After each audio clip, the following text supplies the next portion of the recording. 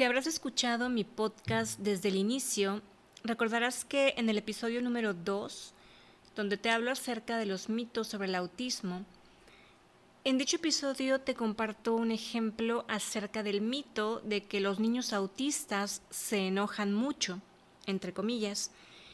Te mostré un posible escenario, el cual permite ver algunos de los motivos por los cuales un niño puede llegar a tener un comportamiento de ese tipo, lo que para muchas personas es un simple berrinche o una rabieta, y que normalmente se considera una mala educación por parte del niño, o mejor dicho, una falta de educación por parte de los papás.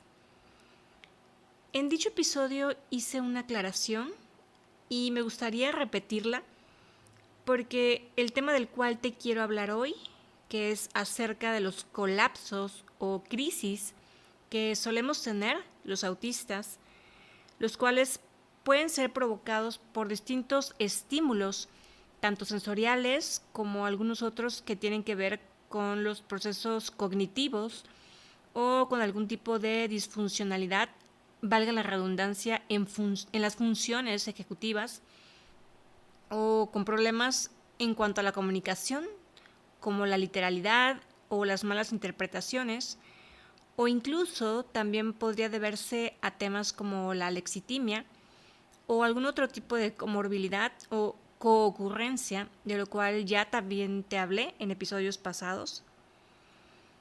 Lo que quiero dejar en claro es lo siguiente. No quiero que se confunda esto con algunos comportamientos que pueden llegar a tener las personas neurotípicas, en su mayoría, lo cual, por supuesto, también tiene sus motivos, o mejor dicho, sus detonadores, pero que por lo general tienen más que ver con experiencias vividas en la infancia, que suelen estar asociadas a situaciones que ocurren en el día a día de la persona adulta y que reflejan una carencia de madurez emocional o una dificultad para gestionar sus emociones, porque eso también es posible. Y por supuesto que los autistas no estamos exentos de esas asociaciones con experiencias de la infancia, pero no quiero que se confunda una cosa con la otra. Los colapsos autistas versus ese tipo de comportamientos que sí son más de tipo conductual, y por eso quiero explicar a detalle qué es un colapso autista y cuáles pueden ser los motivos.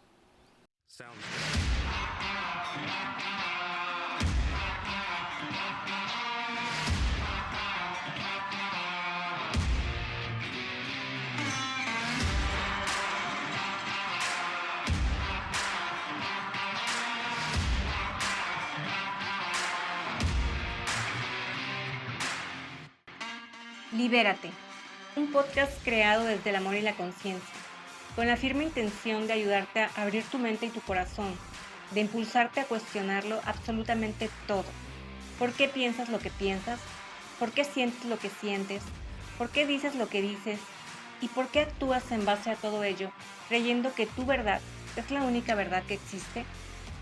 Soy Rubí Elena y en este espacio te compartiré qué es el autismo en primera persona, cómo piensa, cómo siente y cómo percibe el mundo una mente neurodivergente.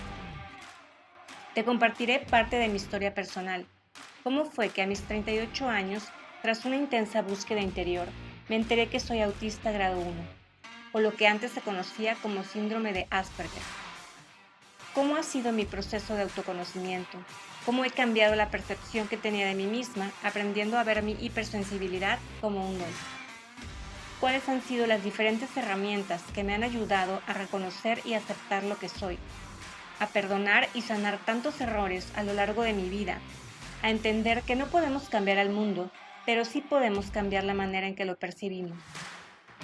¿Por qué considero que es extremadamente importante que aprendamos más acerca de la neurodiversidad y lo que es la verdadera inclusión, no solo como el simple acto de incluir, sino de aprender a convivir con nuestras diferencias? Libérate del miedo al que dirán, a ser rechazado o abandonado, del miedo a no ser suficiente. Aprende a reconocer tus emociones, a sentirlas y a transformarlas. Libérate de tus creencias, de tus patrones limitantes, del miedo a brillar y todo aquello que te impide ver lo que realmente eres. Y lo más importante, confía, déjate guiar por tu intuición, por tu corazón. Escucha el llamado de tu alma. Permítete ser lo que viniste a ser en esta vida.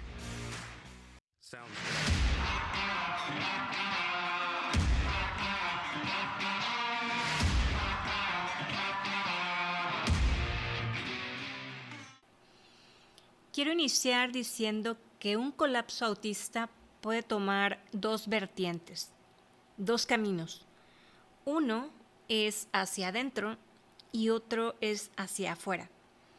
Y comienzo por el que es hacia afuera, que se le conoce como meltdown. Un meltdown es la pérdida total del control emocional. Por lo general no dura mucho tiempo, aunque esto dependerá de las circunstancias y de la persona. Pero una vez que se activa, no hay forma de detenerlo.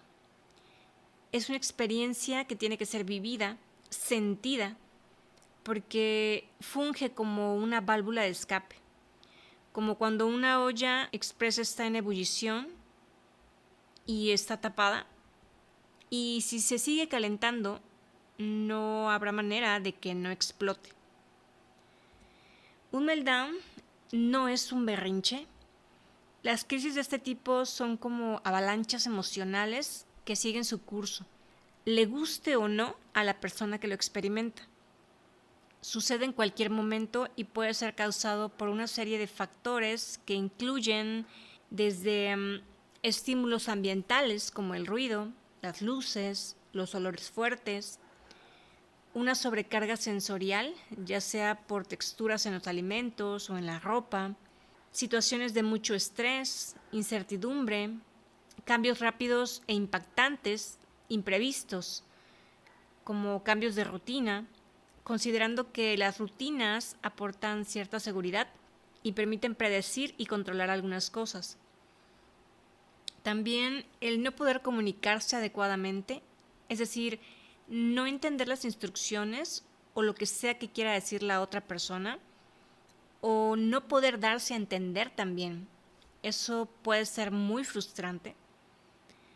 Recibir muchas instrucciones al mismo tiempo, ya que eso puede dificultar el procesamiento cognitivo por la corta memoria de trabajo y la velocidad que se requiere para procesar la manera en que tiene que resolver algunas situaciones o dificultades la persona, que esto tiene que ver mucho con las funciones ejecutivas.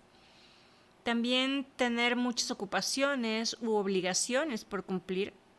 Y eso también puede ser difícil o abrumador, el tener que organizarse y priorizar actividades. Nuevamente tiene que ver con las funciones ejecutivas y esto también les ocurre a las personas con TDAH. Otro detonante podría ser sentirse atrapado en algún sitio y sobre todo si hay mucha gente, ya que todo esto conlleva ruido, personas moviéndose y por lo tanto implica mucho procesamiento visual y también el estar cerca de otras personas, tanto por el tema sensorial como por la comunicación y la interacción. Y en ese caso, el hecho de sentir que no se puede retirar de dicho lugar, eso también puede ser un detonante de mucha ansiedad. Otro motivo podría ser asistir a lugares nuevos, ya que puede resultar impredecible lo que puede ocurrir, como por ejemplo tener que lidiar con la sobreestimulación sensorial en un lugar que no conoce, no poder regular la temperatura corporal, es decir, la conciencia interoceptiva, también puede ser un detonante, incluso tener dolor físico o algún tipo de enfermedad. Otro detonante es hacer enmascaramiento por mucho tiempo, ya que esto implica tener que reprimir conductas o ideas o esconder stimmings, estereotipias, y esto puede ser muy exhaustivo a la larga.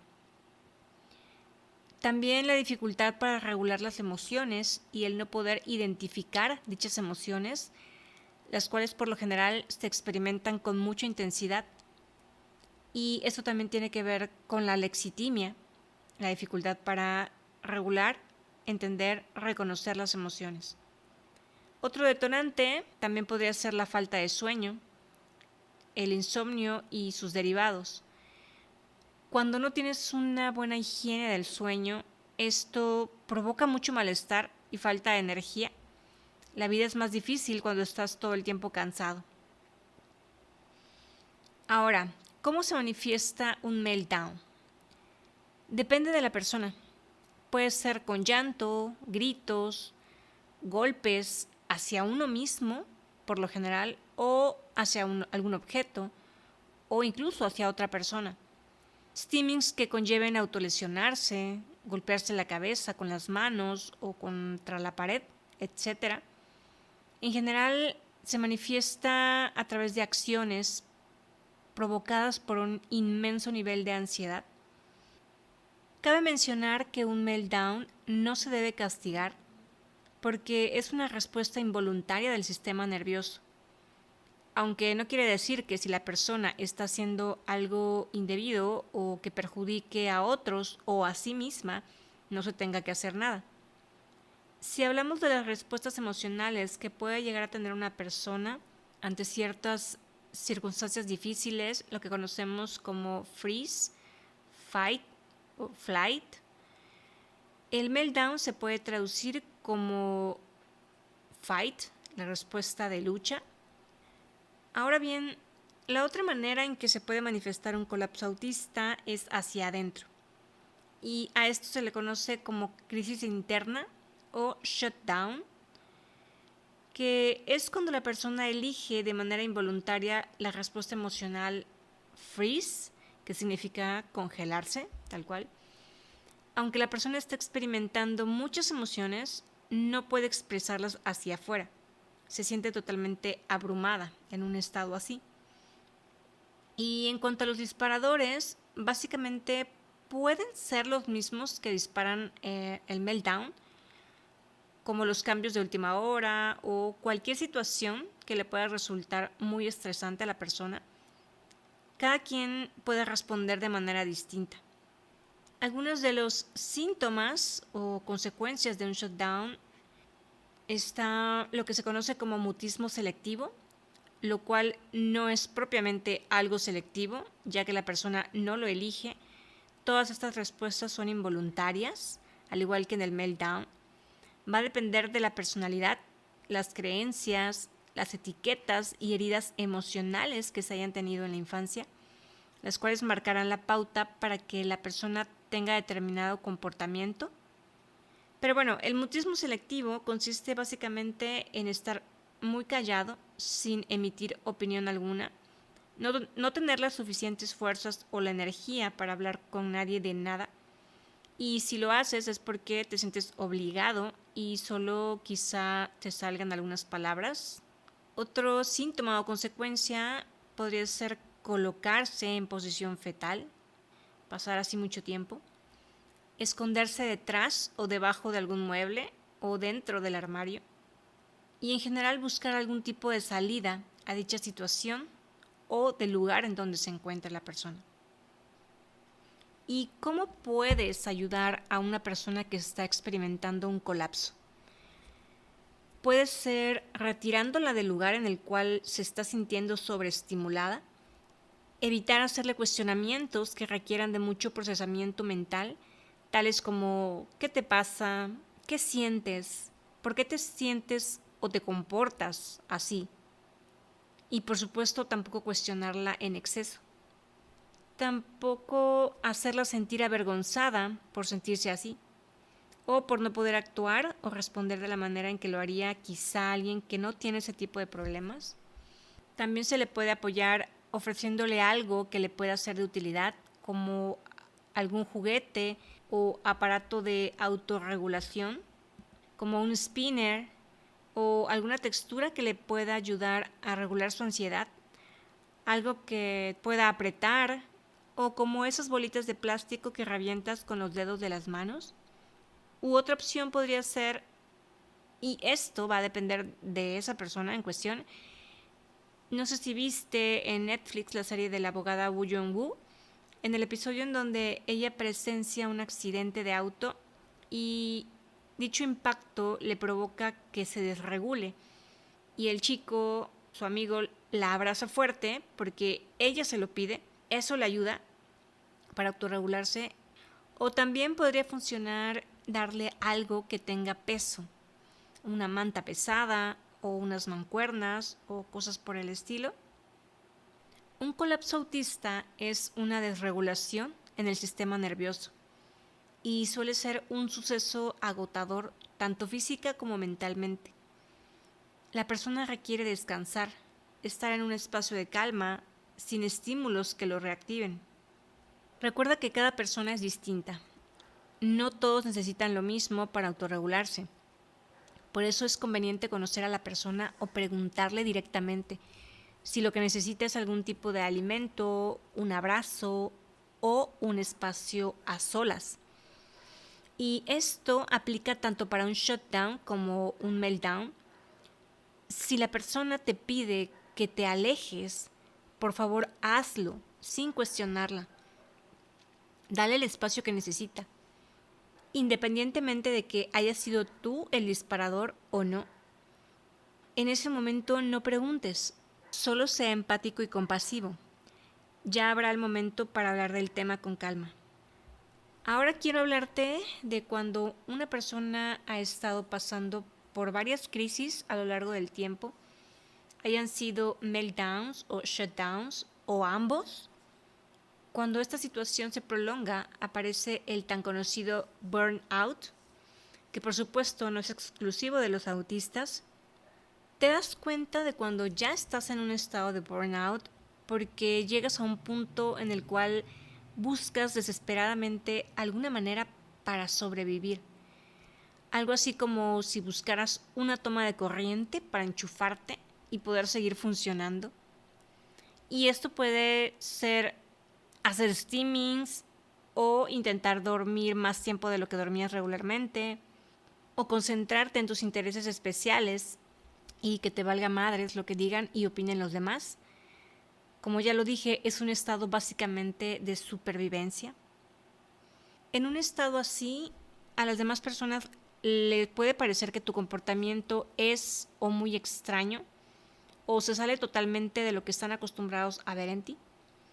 Incluso pueden pensar que con tu conducta estás haciendo algo irresponsable o que estás obsesionado con alguna actividad o que eres un exagerado por querer estar en tu recámara aislado por mucho tiempo. Incluso también se puede confundir con una falta de voluntad por querer salir de ese estado. Y es que no se trata de eso, porque puedes tener mucha fuerza de voluntad y ser muy disciplinado. Yo me considero una persona así. Pero cuando estás en ese estado, tu cuerpo, tu mente, simplemente no te funcionan.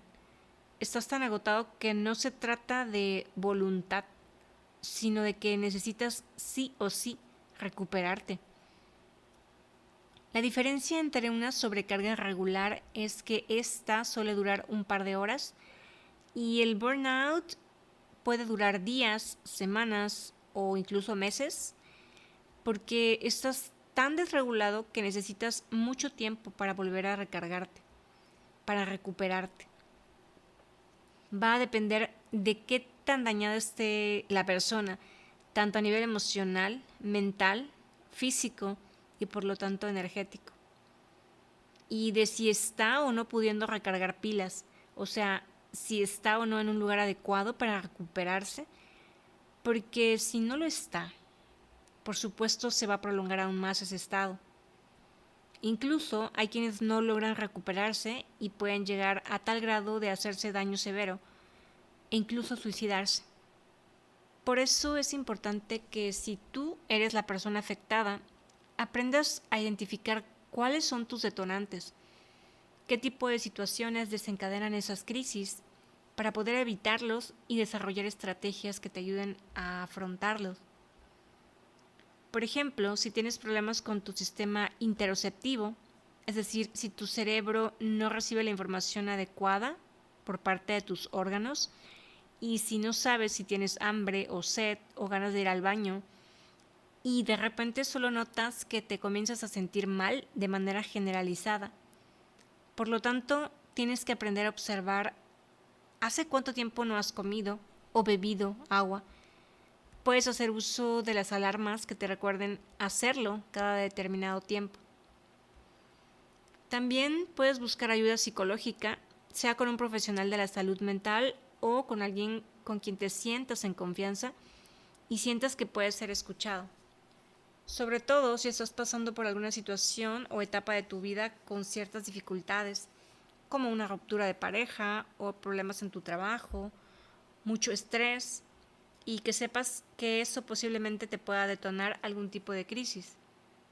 Personalmente me hubiese gustado saber todo esto desde hace muchos años.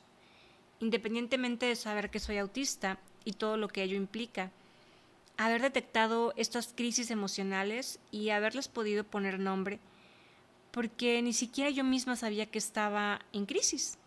Simplemente me sentía de la shit y no entendía lo que pasaba ni por qué pasaba y por qué lo experimentaba de manera tan intensa.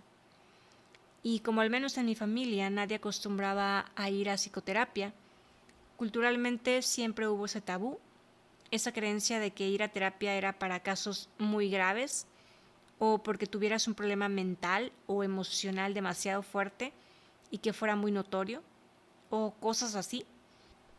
Y realmente sí lo necesitaba. Lo necesité en muchísimas ocasiones a lo largo de mi vida.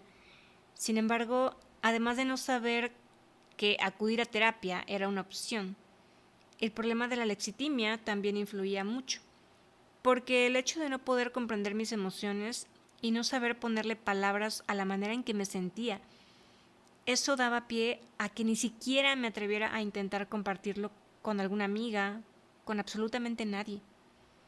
Y eso, por supuesto, me afectó mucho. Sin darme cuenta, la bolita de nieve, conforme pasaba el tiempo, cada vez se iba haciendo más y más grande. Otra manera de prevenir colapsos es anticiparte con descansos previos a experiencias que sepas que van a ser desgastantes o estresantes. E incluso apartar fechas o espacios vacacionales, o al menos un fin de semana para estar tranquilo después de algún evento estresante. No quedarte callado ante situaciones que sepas que te pueden afectar. Puedes abrir el diálogo con otras personas para pedir algunas adecuaciones o adaptaciones que sean razonables, por supuesto, y que no afecten a nadie más. Hacerlo sin pensar que eres muy latoso o mamila, como decimos en México.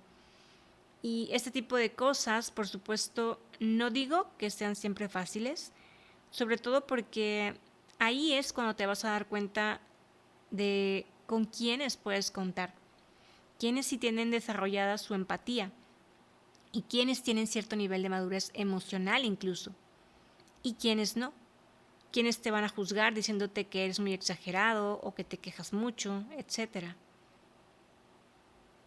Por supuesto, es crucial el autoconocimiento y desarrollar la conciencia suficiente para saber cuáles son tus necesidades, conocer cómo es tu comportamiento sensorial, cuáles son tus sentidos que se suelen ver más afectados. Si tú sabes que las luces te afectan, el ruido, algunos olores, pues te sugiero cargar siempre con tu kit autorregulador, algún juguete de estimulación, lentes para el sol, ropa que satisfaga tus necesidades sensoriales, auriculares o tapones de oídos, o como es mi caso, algún repelente o aceite para prevenir o desinflamar los piquetes de insectos si vas a ir a algún lugar al aire libre. Investigar lo más que puedas en caso de que vayas a ir a un lugar nuevo para prevenir todo lo que pueda ocurrir, desde los horarios, por aquello de los cambios imprevistos de última hora. Y sé que para muchas personas todo esto que estoy diciendo puede resultarle demasiado exagerado, pero estoy segura de que las personas que piensan así no son autistas ni tienen ningún tipo de desafío sensorial o de ningún otro tipo. Así que, por supuesto, no lo entienden y posiblemente nunca lo lleguen a entender. Pero si tú que me escuchas sabes de lo que te hablo y has experimentado este tipo de crisis o colapsos, te puedo asegurar que tomarás en cuenta todas estas sugerencias y recomendaciones. Y volviendo al tema de que ningún autista es igual a otro, o sea, tampoco voy a decir que no hayamos algunas personas que no podamos adecuarnos a algunos cambios. Va a depender de qué tipo de cambios sean y qué conlleven. Al igual que también habemos personas a las que nos crea cierta emoción o excitación la simple idea de aventurarnos a actividades o escenarios nuevos o diferentes. Al menos a mí sí. Ya lo he comentado en episodios anteriores. Sí suelo ser de rutinas, sobre todo en lugares como mi casa, el trabajo, pero también en algunos momentos me gusta, por ejemplo, tomar caminos nuevos, ser como Dora la exploradora o hacer cosas diferentes, porque si no también me aburro o me da hueva y prefiero incluso no ir o no salir. Así que por eso reitero, cada autista es diferente. No existe uno igual a otro y esto es importante recordarlo. Y por último, creo que lo más importante es para todos los autistas, y me incluyo por supuesto, y no digo que vaya a ser tan sencillo, pero creo que nuestro reto más grande es aprender a dejar de enmascarar, dejar de querer ser quienes no somos con tal de agradar o querer caerle bien a los demás, dejar de sentir culpa, la cual nos ha llevado todo ese tiempo a quedarnos callados, a desvalorizarnos y ponernos por debajo de los demás para no incomodarlos. Permitirnos no mantener contacto visual si no nos sentimos a gusto. No sentirnos mal si de repente se nos bota la canica y comenzamos a hablar de manera excesiva sobre algunos de nuestros intereses profundos, siempre y cuando no afectemos a otros, ya lo dije. También es importante aprender a identificar y regular nuestras emociones. Cada quien sabrá lo que más le conviene, es decir, la manera de cómo hacerlo. Pero esto es crucial, y seas autista o no, creo que eso aplica para todos. Yo personalmente he ido aprendiendo de cursos, talleres, que hablan justamente de todo ese tema de cómo identificar lo que las otras personas están sintiendo en base a su actuar e incluso en base a sus creencias, a sus hábitos, a sus patrones de comportamiento. Aprender a observar cómo fue su infancia y cómo se desenvuelve dicha persona en la vida adulta, porque todo esto está relacionado. Temas como la comunicación no violenta, podcasts de crecimiento personal, videos, libros sobre cómo opera el trauma en las personas. Temas como el tipo de apego con el que creciste, un apego seguro o inseguro, lo cual va a marcar muchos de nuestros comportamientos en la edad adulta y que en teoría todos debimos haber crecido con un apego seguro, pero siendo muy honestos, creo que son pocos los que realmente tuvieron una infancia así, sin heridas emocionales, sin ningún tipo de trauma, en fin.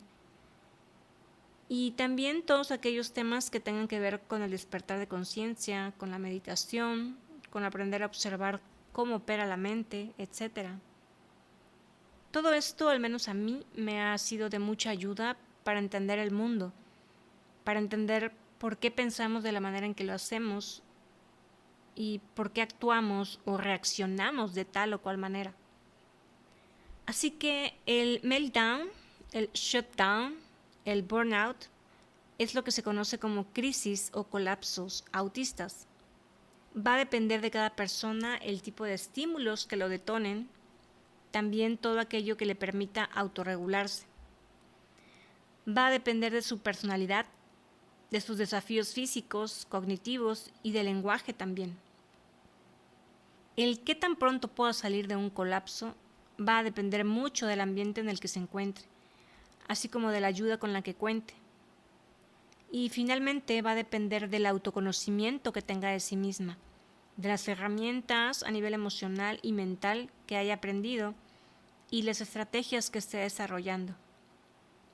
Y refiriéndonos a los niños, pues por eso es importante que los padres aprendan a autogestionar sus propias emociones y que aprendan de todo esto que acabo de compartir. porque son quienes van a enseñar a sus hijos, son quienes van a darles esas herramientas y son sus cuidadores primarios. Por lo tanto, es indispensable que les brinden el apoyo que requieren, que se instruyan, que se documenten, que aprendan sobre el neurodesarrollo, la neurodiversidad, las comorbilidades, el procesamiento sensorial, que aprendan a diferenciar también entre los psicólogos y terapeutas que sí sepan sobre todo esto y que estén actualizados. Necesitamos más profesionales de la salud informados, más profesores en las escuelas instruidos, más políticos interesados en el tema que apoyen para que todo esto ocurra. Necesitamos una sociedad más sensibilizada, con la mente abierta. Necesitamos dejar tabúes y mitos atrás, cambiar creencias. Necesitamos evolucionar como sociedad, como humanidad. Nuevamente, gracias por escucharme. Recuerda seguirme en mis redes sociales, Facebook e Instagram, como @podcastlibérate. Soy Rubielena y hasta la próxima. Chao. Sounds good.